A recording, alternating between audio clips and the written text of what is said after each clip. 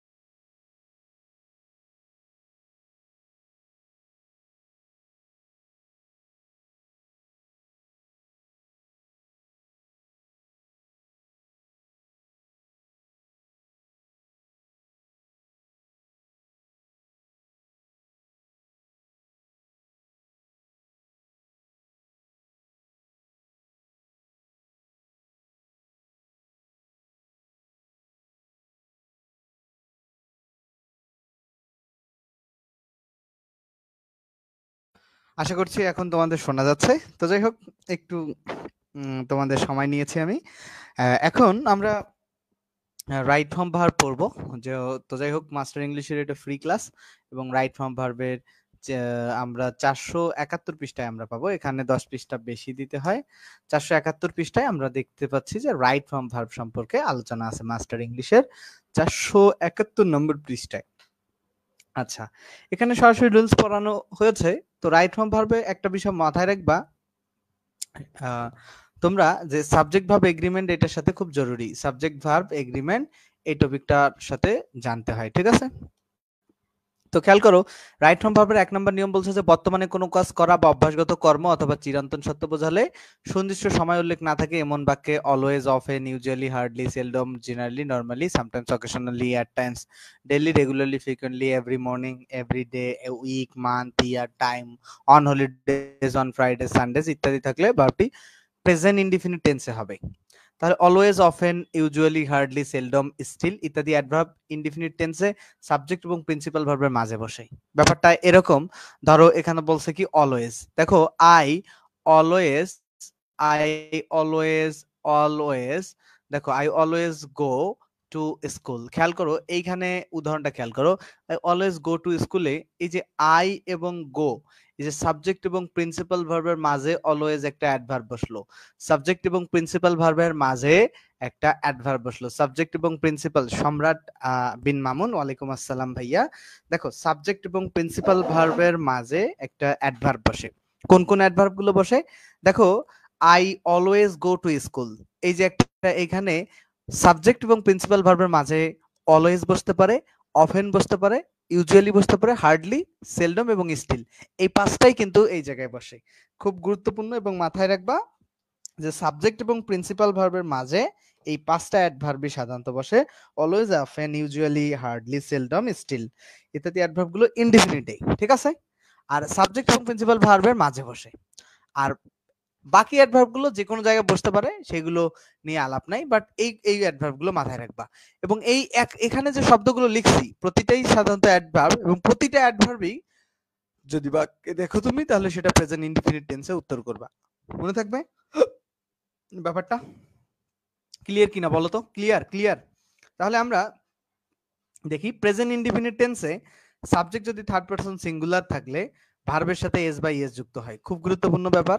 Subject third person singular মানে subject হি হইতে পারে বা শি হইতে পারে বা ইট হইতে পারে বা যে কোনো সিঙ্গুলার নাম, যে কোনো নাম, যে কোনো সিঙ্গুলার নাউন, ঠিক আছে, যে কোনো সিঙ্গুলার নাউন হইতে পারে। যদি এগুলো হয় তাহলে ভার্বের সাথে এস বাই এস। এখন কখন এস আর কখন ইএস এটা গুরুত্বপূর্ণ।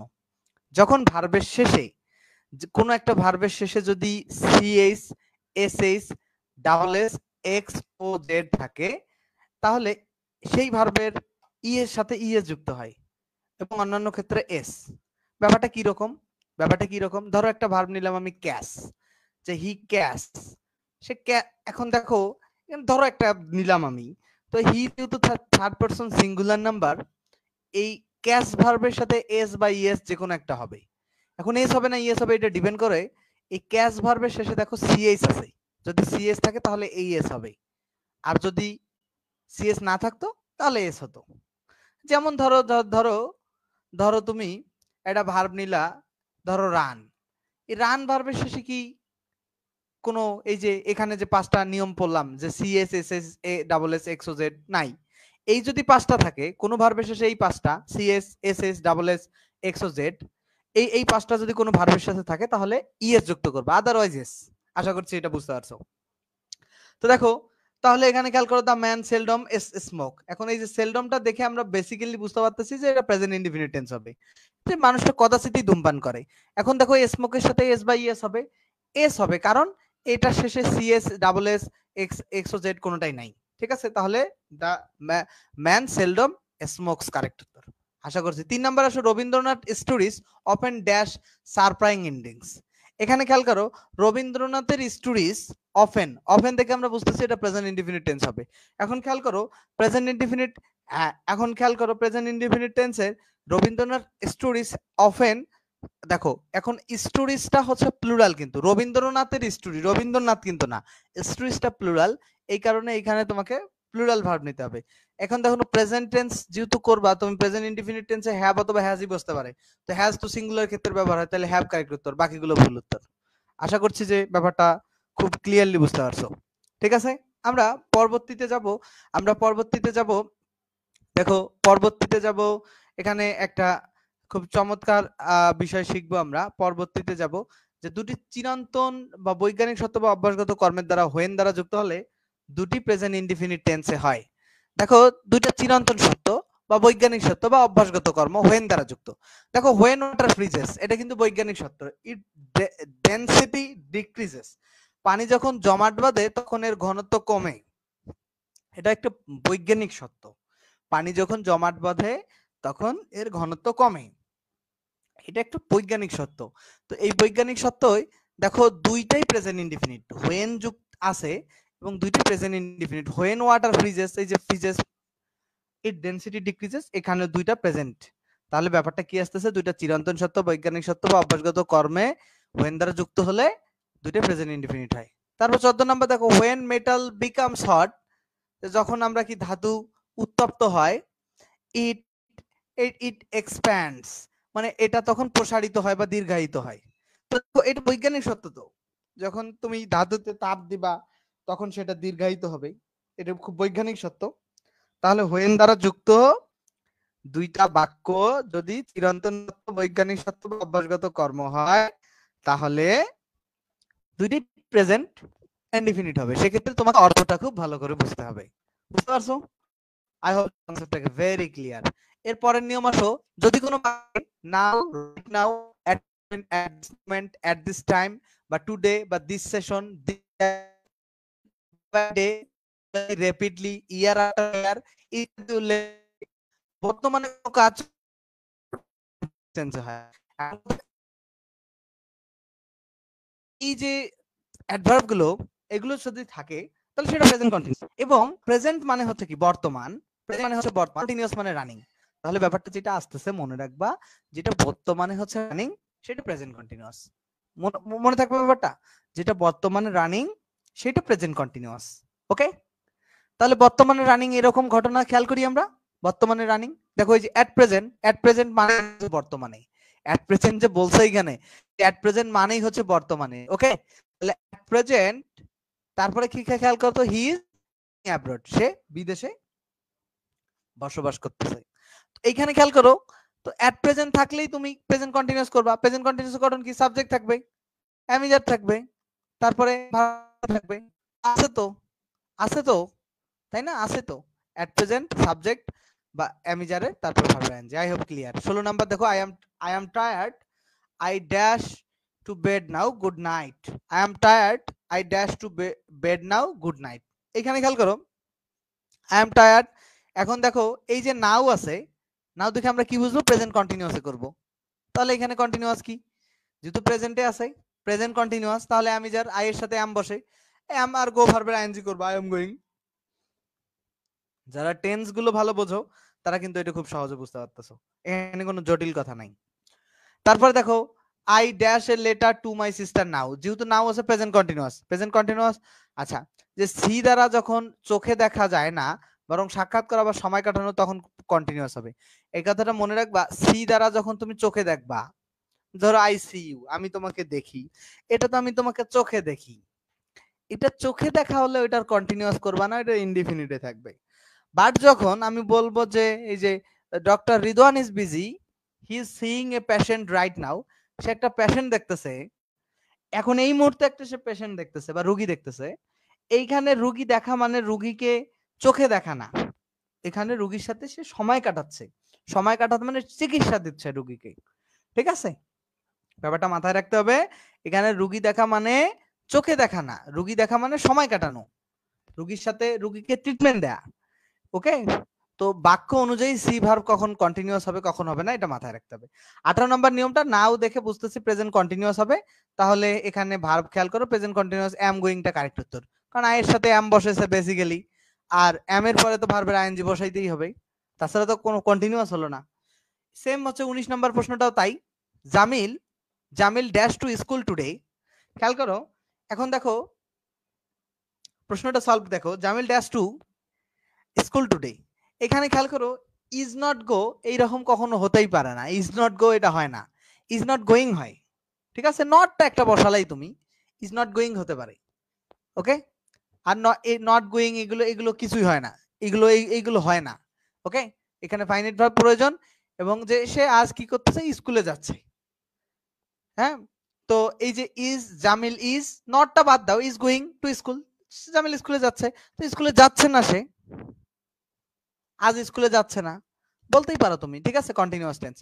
তো তারপরে দেখো যে it's 10 AM now, the sun dash in the eastern sky. দেখো সানটা কিন্তু মানে আলো কিরণ দিতেছে, দেওয়াটা কিন্তু রানিং, 10টা বাজতেছে, এবং সে কিন্তু ইস্টার্ন স্কাই কি করতেছে? শাইনিং করতেছে। The sun is shining in the eastern sky. তারপর দেখো, the baby dash because it is hungry now. এখন নাও দেখতেছো, তোমাকে কন্টিনিউয়াস করতে হবে, আর বাচ্চাটা হাংরি হলেই তো কাঁদবে, ক্রাই যেহেতু আছে, তাহলে the baby is crying correct উত্তর। ঠিক আছে, আশা করছি এটা বুঝতে পারছো তোমরা। আমরা পরবর্তীতে আরেকটা নতুন একটা রুলস আমরা শিখবো, আমরা নতুন আরেকটা রুলস শিখি। নতুন রুলসটা হচ্ছে কি, প্রেজেন্ট টেন্স থাকবে, হোয়াইল থাকবে, প্রেজেন্ট ইনডিফিনিট এবং কন্টিনিউয়াস থাকবে। ব্যাপারটা খেয়াল করো, present tense, while, present indefinite বা continuous. Do not go out while it rains. দেখো এই যে present tense, do not go out, আর প্রেজেন্ট টেন্স না, তারপর হোয়াইল আছে না, তারপর প্রেজেন্ট ইনডিফিনিট বা কন্টিনিউয়াস এরকম একটা হতে পারে। আচ্ছা, আশা করছি এইবার পর্যন্ত ক্লিয়ার। আমরা পরবর্তী নিকট ভবিষ্যতে ঘটতে যাচ্ছে এমন কাজ নির্দেশ করতে টেন্স ব্যবহৃত হয়। নিকট ভবিষ্যতে, ধরো আমি আগামীকাল একটা নতুন ক্লাস নিতে যাচ্ছি, এটা নিকট ভবিষ্যতে হলো কিনা? আমি আগামীকাল একটা নতুন ক্লাস নিতে যাচ্ছি, এটা নিকট ভবিষ্যৎ হলো কিনা এটা আমাকে বলো। আমি আগামীকাল একটা নতুন ক্লাস নিতে যাচ্ছি, এটা তো নিকট ভবিষ্যতে ডেফিনেটলি। তো এই যে নিকট ভবিষ্যতে কোনো কিছু বোঝালে তখন সেটা প্রেজেন্ট কন্টিনিউয়াস টেন্সে করতে হয়। তাহলে করো, এটা বুঝতে হবে যে next week, next month, next year বা এনি ফিউচার টাইম তোমার উল্লেখ থাকবে। দেখো, apparent may but she has not invited me, যে সে স্পষ্টতই সূচি হচ্ছে মেয়েতে বিয়ে করতে যাচ্ছে, বাট সে আমাকে ইনভাইট করে নাই, তো এই কারণে ইজ গেটিং ম্যারিড হবে। Susie is getting married in May যখন ভবিষ্যৎ কোনো ব্যাপারগুলো বোঝাবে। দেখো যে they dash to a concert tomorrow, তাহলে they are going to a concert tomorrow, এখন এটা কেমনে বুঝবো আমি? তারা আগামীকাল কনসার্টে যাচ্ছে, ঠিক আছে? তো তুমি বাক্যগুলো পরে পরে বুঝবা যে এটা ভবিষ্যতে বোঝাচ্ছে, তখন প্রেজেন্ট কন্টিনিউয়াস টেন্স, ঠিক আছে? নিকট ভবিষ্যৎ, নিকট, আগামীকাল তো খুবই নিকট ভবিষ্যৎ না? নিকট ভবিষ্যৎ কি না? আগামীকালেই করতেছে, নিকট ভবিষ্যৎ তো। আচ্ছা, পরবর্তী নিয়মে আসি আমরা খেয়াল করি কোন সেন্টেন্সে just, just now, already, yet, never, ever, lately, recently ইত্যাদি অ্যাডভার্ব থাকলে এবং সোফার, সোফার একটা অ্যাডভার্ব মানে আনটিল নাও এখন পর্যন্ত বা এ যাবত অর্থে, আপ টু নাও মানে এখন পর্যন্ত, আপ টু দ্য প্রেজেন্ট এখন পর্যন্ত ইত্যাদি অ্যাডভার্বিয়াল ফ্রেজ থাকলে প্রেজেন্ট পারফেক্ট টেন্স হয়। তাহলে জাস্ট, অলরেডি, নেভার ইত্যাদি অ্যাডভার্ব গুলো প্রেজেন্ট পারফেক্ট টেন্সে অক্সিলারি ভার্ব এবং প্রিন্সিপাল ভার্বের মাঝে বসে, ঠিক আছে? তাহলে হ্যাবোধক সেন্টেন্সে অলরেডি হবে আর নাবোধক সেন্টেন্সে ইয়েট হবে। ভেরি ভেরি ইম্পর্টেন্ট একটা কথা, হ্যাবোধক সেন্টেন্সে অলরেডি হবে এবং নাবোধক সেন্টেন্সে কি হবে? ইয়েট হবে। ভেরি ভেরি ইম্পর্টেন্ট কথা, হ্যাবোধক সেন্টেন্সে অলরেডি হবে আর নাবোধক সেন্টেন্সে ইয়েট হবে। তাহলে খেয়াল করো, he has just dash out. দেখো হি হ্যাজ জাস্ট, এখন খেয়াল করো প্রেজেন্ট, দেখো জাস্ট আছে এবং এটাকে তোমার মনে রাখতে হবে যে এটা প্রেজেন্ট পারফেক্ট টেন্স। জাস্ট যেহেতু তুমি দেখছো, এখন হ্যাজ আছে, হ্যাজ এর পর তাহলে একটা ভি3 নিয়ে আসবা, তাহলে ওয়েন তো ভুল, গোয়িং তো ভুল, গেটিং ও তো হবে না, গন হবে কারেক্ট উত্তর। ব্যাপারটা বোঝো, ব্যাপারটা বোঝো কিন্তু জাস্ট, জাস্ট থাকলে তো প্রেজেন্ট পারফেক্ট টেন্স হয় ভাই, আর হ্যাজ যেহেতু আছে তাহলে একটা ভি3 নিয়ে আসতে হবে। তো ওয়েন টোয়েন্ট এগুলো তো ভাই ভি3 না, শুধু গনে ভি3। 30 নম্বরে খেয়াল করি আমরা, he dash went out just now, তাহলে এই যে জাস্ট নাও যদি থাকে তাহলে তো এটা কি হয়? প্রেজেন্ট পারফেক্ট টেন্স হয়। জাস্ট নাও থাকলে প্রেজেন্ট পারফেক্ট টেন্স। তাহলে এখানে দেখো হ্যাজ গন হ্যাজ এর পরে ভি3, প্রেজেন্ট পারফেক্ট টেন্সের গঠনটা কি? সাবজেক্ট থাকে, হ্যাভ হ্যাজ থাকে, ভি3 থাকে, তো এই তো ব্যাপার, সাবজেক্ট হ্যাভ হ্যাজ ভি3 থাকে তো, আর তার মধ্যে এই অ্যাডভার্ব গুলো থাকতে পারে। তাহলে 31 নম্বরে দেখো আপ টু নাও মানে এখন পর্যন্ত, আপ টু নাও দেখো যাই এম অনলি ওয়ান লেটার, আচ্ছা I dash him only one letter up to him. এখন খেয়াল করো ব্যাপারটা কি? প্রেজেন্ট পারফেক্ট মানে কি? হ্যাভ হ্যাজ এর মধ্যে যে কোনো একটা আই যেহেতু আছে তাহলে হ্যাভ হবে, আই হ্যাভ সেন্ট হবে কারেক্ট উত্তর, তাহলে বি নাম্বারটা কারেক্ট উত্তর। এখন এটা আমি কেমনে বুঝবো ভাই? ভাই আপ টু নাও দেখে বুঝবো, আপ টু নাও দেখে বুঝবো, আপ টু নাও দেখে বুঝবো যে এটা প্রেজেন্ট পারফেক্ট টেন্স। ক্লিয়ার?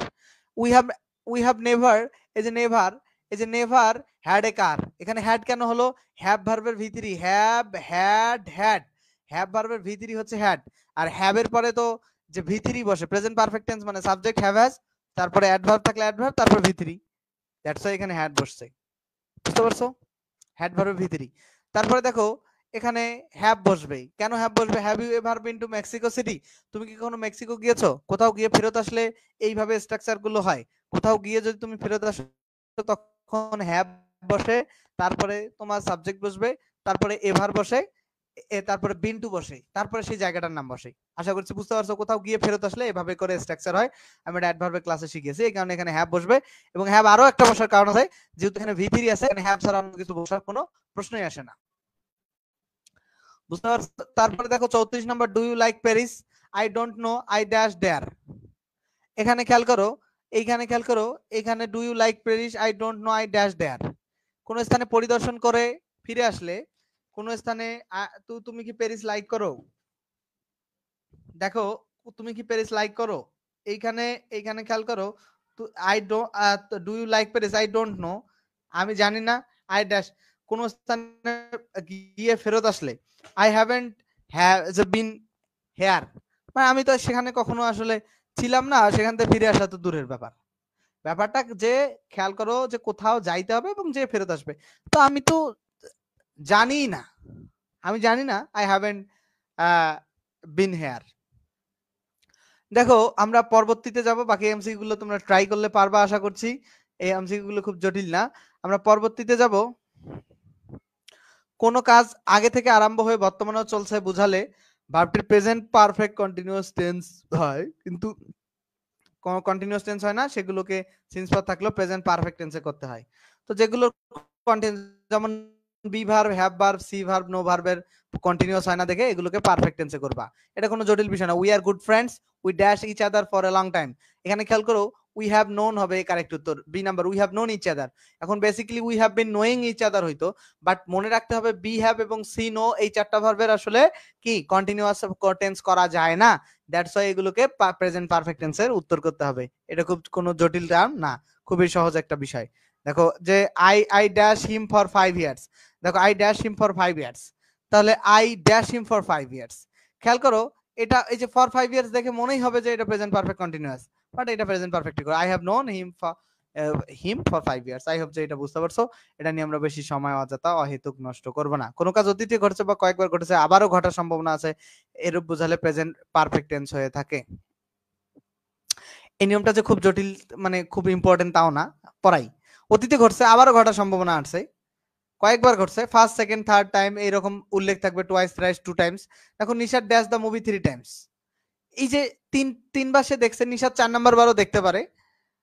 তো এরকম বোঝালে তোমার প্রেজেন্ট পারফেক্ট টেন্সে করতে হবে। তাহলে হ্যাজ সিন কারেক্ট উত্তর। Jasmine has lost her passport again, it is the second time this. এখানে খেয়াল করো it is the second time this, এখানে this it is the second time. দেখো সে পাসপোর্ট একবার হারাইছে আবারও এই কাজটা করছে, তাহলে প্রেজেন্ট পারফেক্ট টেন্স হবে। তাহলে হ্যাজ হ্যাপেন্ড কারেক্ট উত্তর। আশা করছি এই নিয়মটা বুঝতে পারছো, বাকিটা তোমরা নিজেরা সলভ করে ফেলবা। কোনো কাজ আগে থেকে আরম্ভ হয়ে বর্তমান কালে চলছে বোঝালে প্রেজেন্ট পারফেক্ট কন্টিনিউয়াস টেন্স হয়, এক্ষেত্রে সিন্স ফর বা হাউ লং উল্লেখ থাকে। দেখো he dash for 5 hours and is still sleeping, এই ফর 5 আওয়ার্স দেখে আমরা বুঝবো যে এটা প্রেজেন্ট পারফেক্ট কন্টিনিউয়াস টেন্স হবে। এখন আমরা প্রেজেন্ট পারফেক্ট কন্টিনিউয়াস টেন্স দুই ভাবে বুঝবো, ফর সিন্স ফর অথবা হাউ লং যদি কোনো বাক্যে থাকে। তো ফর সিন্স ফর আছে যেহেতু, তাহলে এটা প্রেজেন্ট পারফেক্ট করব। এই যে গঠনটা জাস্ট ডি নাম্বারটা কারেক্ট উত্তর। We are dash English since hour childhood. এখন খেয়াল করো সিন্স আছে, তাহলে আমরা কি করব, সিন্স দেখে আমি বুঝে ফেলবো যে এটা প্রেজেন্ট পারফেক্ট কন্টিনিউয়াস, তাহলে হ্যাভ বিন লার্নিং কারেক্ট উত্তর। উই এর এটা টেন্সের গঠনগুলো তো তোমাদেরকে শিখতে হবে, কারণ টেন্সের গঠন তো আমি এখানে পড়ানোর কথা না, টেন্সের গঠন তো টেন্সের ক্লাসে পড়ানোর কথা। ঠিক আছে, 68 নম্বর দেখো ইংলিশ সেন্স, এইখানে কিন্তু খেলা আছে। দেখো English since I was 12, English since I was 12, English since I was 12। দেখো যে এইখানে কিন্তু মাথায় রাখতে হবে আই ওয়াজ টু, যখন আমার বয়স ছিল 12 বছর তখন আমি কি করছিলাম, I have been learning English. এখন দেখো এখানে I have been learning English since আছে, সিন্স দেখেই তোমাকে বুঝতে হবে এটা প্রেজেন্ট পারফেক্ট টেন্সে করতে হবে। ঠিক আছে, সরি প্রেজেন্ট পারফেক্ট কন্টিনিউয়াস টেন্সে করতে হবে। তোমাদের মূল কাজ হচ্ছে রাইট ফ্রম ভার্বের, আমরা আজকে শুধু প্রেজেন্ট টেন্সের যে নিয়মগুলো সেগুলো শিখে ফেললাম। তোমরা এই ক্লাসটা আবার দেখবা যারা ফেসবুকে দেখতেছো, এবং ক্লাসগুলো ইউটিউবে ধীরে ধীরে একের পর এক আপলোড দেওয়া হবে। আর এর থেকেও খুব ভালোভাবে আরো ডিটেলস ধরে ধরে আমাদের পেইড ব্যাচে পড়ানো হয়। তোমরা চাইলে ভর্তি হতে পারো 01707442501 এই নাম্বারে কল দিয়ে। একবার ভর্তি হলে আজীবন ক্লাস করা যাবে, এবং 0 থেকে বেসিক ইংলিশ কোর্সটা ফ্রি। মাস্টার ইংলিশের সব এমসিকিউ প্লাস গ্রামার তুমি পাবা। জুমে লাইভ ক্লাস এবং ফেসবুক লাইভ এবং ক্লাস মিস গেলে রেকর্ড ক্লাস। বিশেষ আকর্ষণ জুমে ক্লাস এবং কথা বলা যাবে। বইটা শেষ হতে যত ক্লাস লাগে পাবা। মাত্র হচ্ছে 510 টাকা কোর্স ফি। 0 থেকে বেসিক ইংলিশ কোর্স হচ্ছে ফ্রিতে, আজীবন ক্লাস থাকবে। ভর্তি হতে 01707442501 এই নম্বরে কল দিবা। এখন আরো যদি তুমি ক্লাস দেখতে চাও, 35 প্লাস ক্লাস ইউটিউবে আপলোড করা আছে, তুমি প্রতিটা ক্লাস দেখে সিদ্ধান্ত নিতে পারো। ভালো থাকবে সকলেই। আগামীকালও রাত 10টার সময় ক্লাস হবে ইনশাআল্লাহ। ধন্যবাদ সকলকে।